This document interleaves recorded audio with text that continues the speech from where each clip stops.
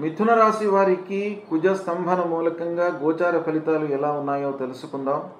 కుజుడు అంటే ఈ మిథున రాశిలో సంచరించడము మిథున రాశి జాతకులకి జన్మస్థానం అవుతుంది.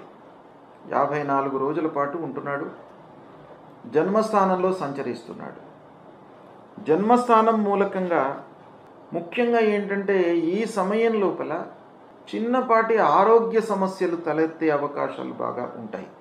జన్మస్థానంలో ఉన్నాడు కాబట్టి మన శరీరంపై ప్రభావాన్ని చూపిస్తాడు.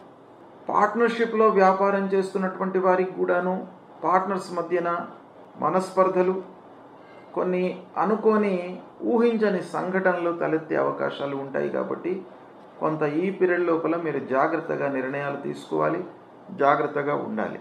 వర్క్ లోడ్ పెరుగుతుంది ఉద్యోగస్తులకు ఆఫీసులో. తద్వారా మీరు ఏంటంటే మీ ఆరోగ్యంపై మనస్సు నిలపరు, అంటే ఆరోగ్యాన్ని ఇగ్నోర్ చేసేటువంటి అవకాశాలు ఉన్నాయి. దాన్ని మీరు రెక్టిఫై చేసుకోండి.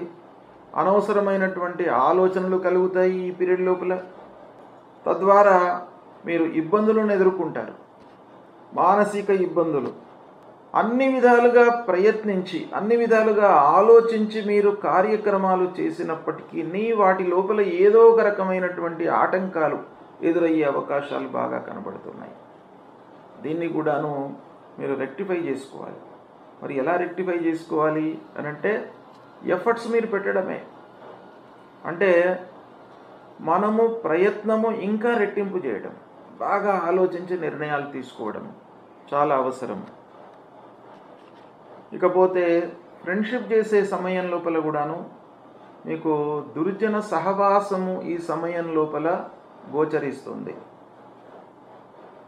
అంటే మంచి వాళ్లతో స్నేహం చేయడానికై మీరు ప్రథమ ప్రాధాన్యత ఇవ్వండి. అంటే సమాజంలో ఎవరు మంచివాళ్ళు, వాళ్ళ బ్యాక్గ్రౌండ్ ఏంటిది, విద్యాధికుల, వాళ్ళు ఏం చేస్తున్నారు ఏంటి, ఇవన్నీ కూడాను కూలంకషంగా మీకు తెలిసినంత మట్టుకు ఆలోచించి వారితో ఫ్రెండ్షిప్ చేయండి. మీకు శుభ ఫలితాలు కలుగుతాయి. భయము కూడా, వీటన్నిటి మూలకంగా అనవసరమైనటువంటి భయము డెవలప్ అవుతుంది. ముఖ్యంగా వాహనములు, భూములు, తర్వాత భార్య, పిల్లలు, వీళ్ళందరితోనూ కూడాను మీకు అనవసరమైనటువంటి చర్చల మూలకంగా మానసికంగా మీకు ఒక చంచలం అనేటువంటిది, మనస్సు స్థిరంగా ఉండకపోవడం మూలకంగా కొన్ని అనర్థాలు జరిగే అవకాశాలు ఉన్నాయి. వీటిని దృష్టిలో పెట్టుకొని మీరు నియంత్రించుకోండి. ముఖ్యంగా డబ్బు విషయంలో జాగ్రత్త పడండి, పెట్టుబడి విషయంలో జాగ్రత్త పడండి. ఈ విధంగా మిథున రాశి వారికి ఈ కుజ స్తంభనము కొంత ప్రతికూలంగా ఉంది కాబట్టి జన్మస్థానము ద్వితీయ స్థానంలో సంచరిస్తున్నాడు. మళ్ళీ జనవరి తర్వాత కూడాను, జనవరి 21 తర్వాత మళ్ళీ వక్రరీత్యా మిథునంలోకి వస్తున్నాడు. మళ్ళీ 3 ఏప్రిల్లో మళ్ళీ రుజుమార్గంలో కర్కాటకంలోకి వస్తున్నాడు. కాబట్టి ఓవరాల్గా ఈ మిథున రాశి వారికి జన్మ ద్వితీయ స్థానాలలో అంగారకుడు సంచరిస్తున్నాడు. ఈ 2 స్థానాలు కూడాను ప్రతికూలమైనటువంటివే. ఎక్కువ రోజులు ఉంటున్నాడు. పాపగ్రహము ఎక్కువ రోజులు ఉన్నట్టయితే మనకు కొంత ఇబ్బందిని క్రియేట్ చేస్తాడు. మంచివాడు మనతో స్నేహంగా ఎక్కువ రోజులు ఉన్నట్టయితే మనకు ఆటోమేటిక్గా లాభదాయకం అవుతుంది. కానీ పాపగ్రహము ఎక్కువ రోజులు, స్తంభనం అనంటే మనకేంటి, ఎక్కువ రోజులు ఉంటున్నాడు ఆ రాశి లోపల. కాబట్టి తద్వారా మనకేమవుతుంది, కొంత అనర్థం జరిగే అవకాశాలు ఉన్నాయి. కాబట్టి మిథున రాశి వారు జాగ్రత్త పడాలి, అన్ని రకాలుగా ఆలోచించి నిర్ణయాలు తీసుకోవాలి.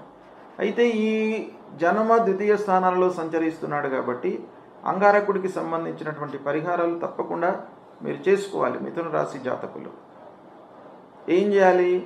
సుబ్రహ్మణ్య స్వామి మీ లోపల ధైర్యాన్ని కలిగిస్తాడు. కాబట్టి సుబ్రహ్మణ్య స్వామి దేవాలయానికి వెళ్ళండి, ఆ సుబ్రహ్మణ్య స్వామికి అర్చన చేయండి, సుబ్రహ్మణ్య స్వామి యొక్క అనుగ్రహాన్ని పొందండి. ధరణీ గర్భ సంభూతం విద్యుత్ కాంచన సన్నిభం కుమారం శక్తిహస్తంచ మంగళం ప్రణమామ్యహం అనేటువంటి మూలమంత్రాన్ని ప్రతినిత్యం కూడాను చదువుకోండి. ఆంజనేయ స్వామిని కూడాను దర్శించుకోండి. మానసికమైనటువంటి ధైర్యాన్ని, శారీరకమైనటువంటి సంతృప్తిని ఇస్తాడు. కాబట్టి ఆంజనేయ స్వామి దేవాలయానికి కూడా వెళ్ళండి. అక్కడ ఒకవేళ మీకు అనుకూలమైతే మన్యు సూక్తంతో అభిషేకం చేయించండి స్వామివారికి. మీకు అన్ని విధాలుగా అనుగ్రహము ఆంజనేయ స్వామిది కలుగుతుంది, తర్వాత సుబ్రహ్మణ్య స్వామిది కలుగుతుంది. కనుక మిథున రాశి వాళ్ళు ఇది పాటించినట్టయితే ఈ కుజస్తంభనం మూలకంగా కలిగేటువంటి దుష్ప్రభావము మీ పైన ఉండకుండా ఆ భగవంతుడి అనుగ్రహంతో మీకు అన్నీ మంచి జరిగే అవకాశాలే ఉంటాయి. శుభం.